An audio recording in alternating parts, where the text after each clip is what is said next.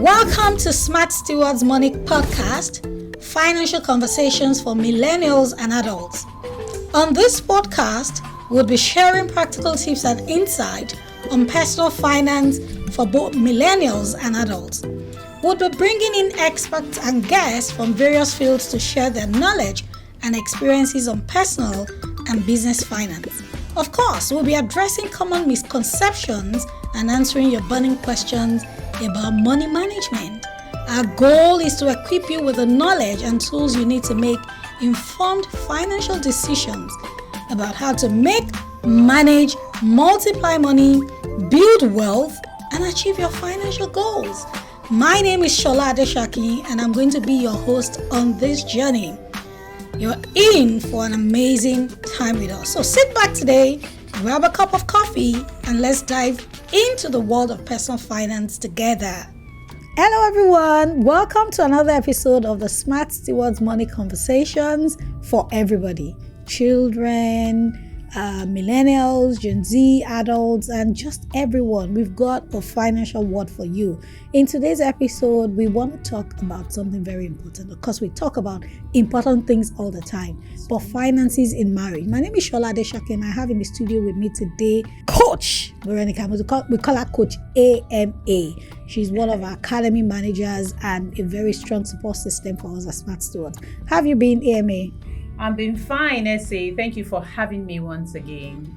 It's so good to be back in here with you. Awesome. Both of us are married. Let's, cut straight to the chase. Let's talk about finances in marriage. That is one area that a lot of people struggle with.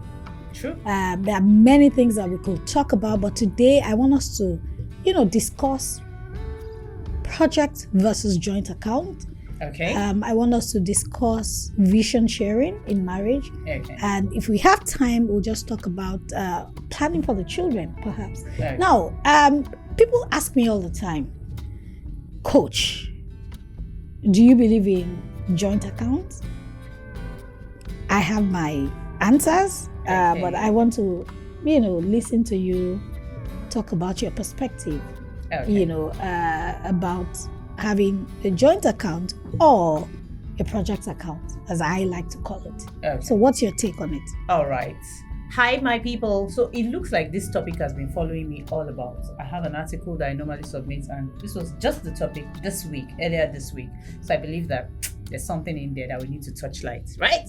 So I am obviously a fan of project accounts like you. I hesitate when I want to talk about joint accounts. I believe that joint accounts are doable, but that they should have, how principled is your partner? How principled is this person you're with? And marriage and life is for a long time. And so there will be that ebb. One person is earning better. What are the percentages? Do you really want to be that calculative and that maniacal with this person that you're doing life with? Project accounts, on the other hand, seem like, okay, per time we would have fees to pay.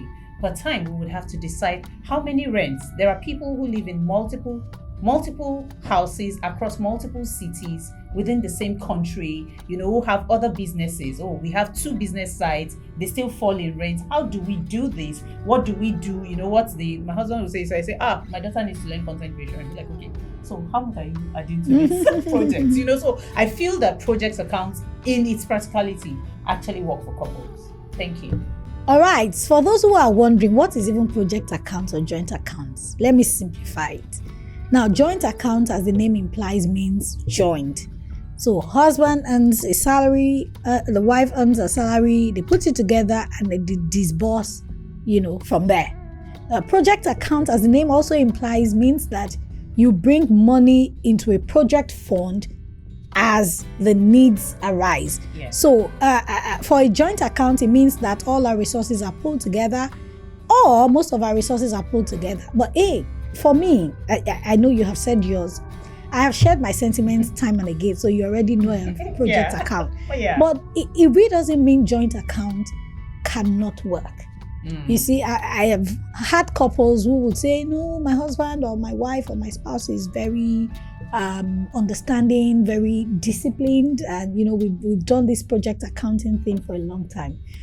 We're not saying project account cannot work or doesn't work, but you've got to consider, different things. You need to know and understand your spouse. You need to trust them. Spender, saver. Right.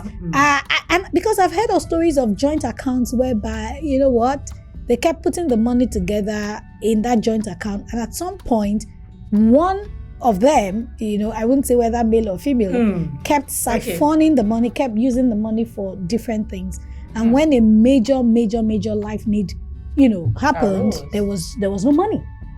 So joint account can work when and where you guys have talked about it, you have practiced, you have rinsed and repeated, you understand yourself, there's trust, but the downside sometimes is that it sort of limits the flexibility in marriage. For example, I want to buy this, and because we operate a joint account, I have to wait for my husband to, bring out the money. I have to wait for my wife to.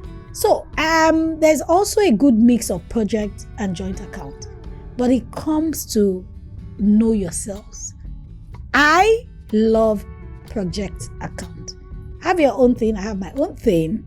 Yeah, we still have a small joint account for the family expenses, capital expenditure, especially. But when we have to do projects, then we come to the table to say who is doing what. Who is going to pay for school fees? Who is going to do bills? But in my own family, we sort of, do some of those things even without asking, I bought this. Oh, okay. So as couples, two are better than one. Yeah. Ideally, we are supposed to complement one another. We're supposed to be a helpmate, for one another. But again, the world is changing, right? I have a little question. So in the event that one of the parties in whichever of the accounts that we decide has a particularly bad month, yeah? So photographers during COVID did not realize that they were going to sit in their houses. Yes or yes? Yes. Yeah? All the people in the creative sector found themselves more at home. Now imagine if our daddywa is the one covering for one major expense. A whole 1 month is just there. It's just pressing forward. Yeah? What happens? So is it an understanding that it will be like, okay, sort this whole project 100%. What if it eats into the business finances? There are just angles that looks like we're glossing over, and I'd just like some clarity. So in marriage, to be honest, there's no one size fits all answer. We're different. Couples are different, our backgrounds are different, our experiences are different, our upbringing are different, exposure and many other things. I think one of the ways of, dealing with such issues is communication. In marriage, I know we're restricting this conversation to just finances, but communication cuts across different areas of marriage. Yeah. And it should start from courtship. We're going to come to that soon. Communicate. Ask your husband, ask your wife. So you know that your business has not been doing exactly well. Are you just keeping mom about it? You say, yeah, she would understand. I think the reason we're married, or the reason we go into marriage, is to just support one another and be able to do bigger things as two. As the Bible says, two are better than one. It says one will chase 1,000, two will chase tens of thousands. We're supposed to collaborate. We're supposed to sort of do, bigger things together. So back to your question, communicate. This is what I am going through. This is, what is happening.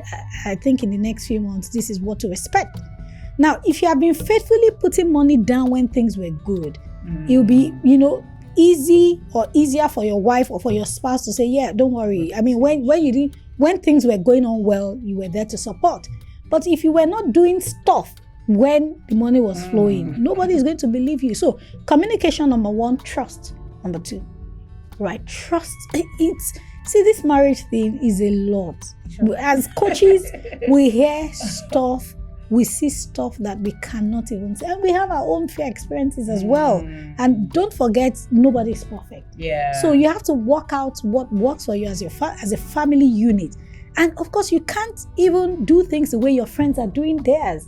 They say, in my friend's family, you know what? The man takes care of all the bills. The wife saves practically 95% of her money. That is their marriage. Yeah. Your own marriage dynamics are different. So communicate, trust, work out things. As couples, we must be able to sit down on the table at least once a month or once a quarter. I do that with my spouse a lot. Yeah. To say, you know what are our expenses on a monthly basis? We've done this, 7 years, 8 years back to back, and it has become like a natural thing for us. Per month, we know exactly what we're spending. Sometimes we deviate, sometimes, but we know the capital expenditures. We know, when we want to embark on capital expenditures, we know the recurrent expenditures, groceries on a monthly basis, school fees. We know we pay them once a quarter, but you know what? We make allowances for them once a month. You know what are the other things? Other utilities and all of those. And when we want to embark on a capital expenditure, we sit down. It's still part of communication, but it's not enough to communicate. You must put pen to paper to say, you know what, this is what we are going to do. So I think, I hope it answers that question. Yes, it did. It did answer my question, yeah. And, you keep rinsing and repeating. Marriage is a long time, lifelong experience. And where there are many stories, right, about what for example, I heard about a story of a husband who kept buying properties in his own name from the joint account. That's even another thing. They say that as men, when you're buying anything, make it Mr. F, Mr. Felix, and Mrs. Fatima Ayedero. Don't just say Mr. and Mrs. But there's so many things. If we go into those things today, we will finish this episode. So I think, to summarize it all, communicate, know your spouse, know your spouse's temperament. Yeah. A sanguine getting married to a phlegmatic, it gets as it be, as we say in this part of the world. Or the one who says we should help people, right, which is okay. Right. But shouldn't we plan this help? Yes. A sanguine is very spontaneous. A sanguine goes out, sees a nice, jacket or a car, and then brings it home and says, darling. And the phlegmatic or melancholic or choleric person is saying, but we didn't plan for it. I used to be like that. In the earlier days of my marriage, I was very spontaneous. My husband would say, but you are the chartered accountant. You are the one always messing up the finances, messing up the budget. And at some point, I had to tell you, you handle the finances. And that was then. So understand your spouse's temperament, communicate, talk about, plan. Shall we quickly talk about children in the mix? When you have children in the mix, the dynamics are different. You can't live for yourselves. They start out as those tiny human beings chasing you, mommy. Some of you like, when did I give out to this world calling me mommy? And then you wake up one day. How do you handle the children bit, factoring them into your plans and ensuring that you give them a very good future? Okay, so I feel one of the major spends, even in project accounts or joint accounts, would always be school fees. It looks like it's just something that just follows all through life in the life of a married couple who have kids. However, there are other things. What is the pace at which we buy clothes? What is the budget for outdoor? So somebody may say, if there's a holiday, so Children's Day is coming. The way I'm planning for the Children's Day, you need to be sure, is your spouse in on it? Should we go and blow money, or should we do movies in the house? Holidays, what do we do when it comes to holidays? Should we splurge when we can't afford a vacation? What's staycation like? How many days when we go out of town? Saving for the future. For some people, they'll just say, okay, almost the same way our parents did that, I'm just putting 5,000 somewhere. But for some people, they want to get intentional. They want to say, we're speaking to an advisor, a financial advisor. We're speaking to someone, like trust fund, where this, and the wife is thinking, I had a friend who used to actually say, we've not even finished eating. And they were doing, at least middle class, they were doing quite okay. But apparently there had not been that conversation. My husband used to walk out of town. He now walks in town. Every little thing. The trousers are short. Yeah. So now we have to buy trousers. We buy like 5 at a time. It comes at a cost. Right. So occasionally, as we now know, people will do more than is expected. But can it be acknowledged? Can we talk about this? Can we revise our budget regularly so that everybody is happy? Awesome. Yeah. Another area that we also need to talk about would be external influences, extended family needs, black taxes, and all of those things. Black tax, full subject.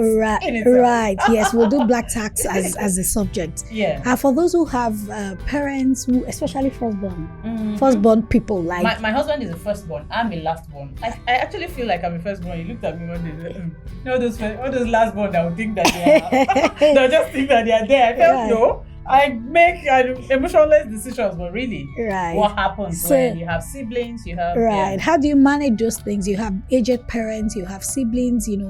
I'm not anti-giving. I believe so much. I mean, I've got one parent left. My husband has neither parents. He doesn't have any of the parents, is what I meant. And even before they died, we made provisions. But you've got to let people know what your limits are.